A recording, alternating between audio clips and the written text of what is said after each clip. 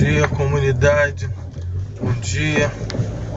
Quero deixar uma palavra para você nesta manhã, uma palavra de reflexão, para que você possa meditar. Conta uma história que um pai todos os dias ele levava o seu filho para a escola e sempre ele falava: filho, eu sempre vou estar contigo. Todas as vezes que ele ia se despedir, o garoto não queria deixar ele, ficava querendo voltar para casa, mas ele sempre deixava frisado: filho, eu sempre vou estar contigo. E conta a história que houve um terremoto muito grande naquela cidade. Vários prédios ruíram, caíram, e aquele homem tomou conhecimento de que aquele prédio onde estava o seu filho, a escola, também tinha sido abalado com o terremoto.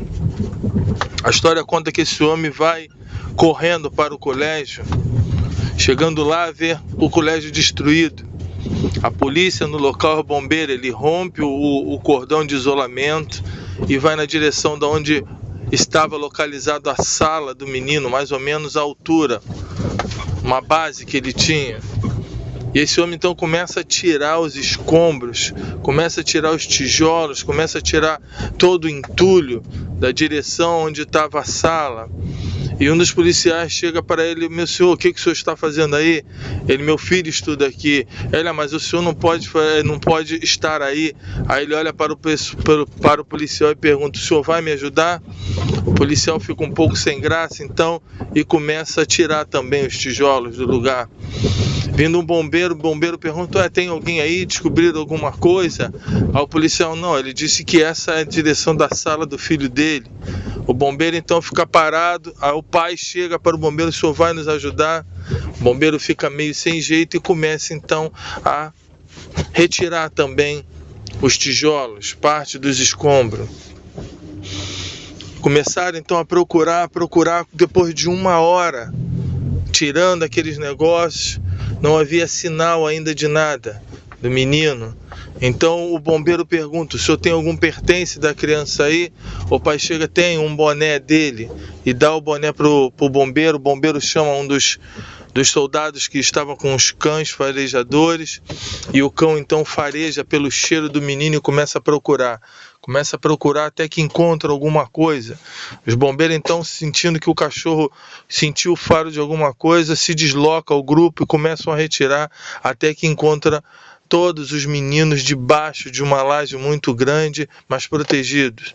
Aquelas crianças começam a sair. Quando o filho deste homem sai, ele corre para os braços do pai e fala: pai, sabia que o senhor não me deixaria só, sabia que o senhor não me esqueceria. E o pai então fala para o filho: filho, eu sempre vou estar contigo. Nessa manhã eu quero deixar uma palavra para você, uma palavra de posicionamento. É necessário ter um posicionamento no mundo espiritual. É necessário ter um posicionamento na nossa vida em tudo. Aprendemos isso desde criança, que o nosso posicionamento ele é primordial para que venhamos a ter êxito na nossa vida.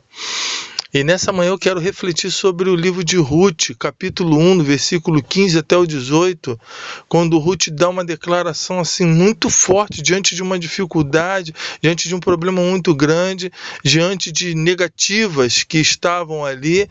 Ela declara na parte B para Noemi: o seu povo será o meu povo e o seu Deus será o meu Deus.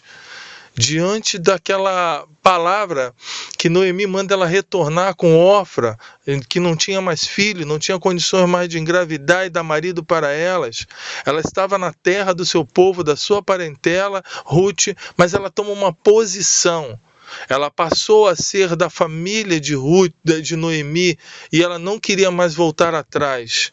Ela passou a estar inserida na família de Noemi. E é interessante que naquele momento que ela toma aquela decisão de declarar realmente que o povo de Israel era o povo dela e o Deus de Israel o Deus dela, ela estava sendo inserida na lei. ela estava sendo inserida na Torá. E a palavra vai nos assegurar algumas coisas para aquele que está debaixo do senhorio de Cristo. Ela estava debaixo do senhorio do Deus Todo-Poderoso, do Deus de Israel. Quando ela dá essa declaração, ela volta então para Israel com sua sogra. Chegando lá, ela vai para os campos, era a época da colheita, vai pegar as espigas, as coisas que estavam lá. À primeira vista, nós olhamos que ela vai mendigar o pão, mas é interessante que quando ela declara que o teu povo será o meu povo, ela talvez não teria conhecimento, mas ela estava debaixo de uma palavra. Lá em Levítico diz que todas as espigas que caíam quando o homem estivesse cegando, ele não poderia recolher aquilo que caía no chão, para ficar para o necessitado, para a viúva, para o órfão e para o peregrino. Tinha uma palavra segurando o sustento ali para aquelas pessoas que estavam necessitadas, mas é tão interessante que aquela mulher não precisou ficar mendigando, porque Boaz, quando olha para a atitude daquela mulher de voltar com a sogra, e era conhecimento daquela cidade, ele fala para os seus servos, dá uma porção a mais para ela. Olha, irmão, desde já eu começo a pensar que aquele que está debaixo do senhorio, diante da dificuldade que nós temos passado no nosso país, ainda no nosso pouco, o nosso pouco sempre vai sobressair mais do que os outros, que o nosso pouco está com Deus.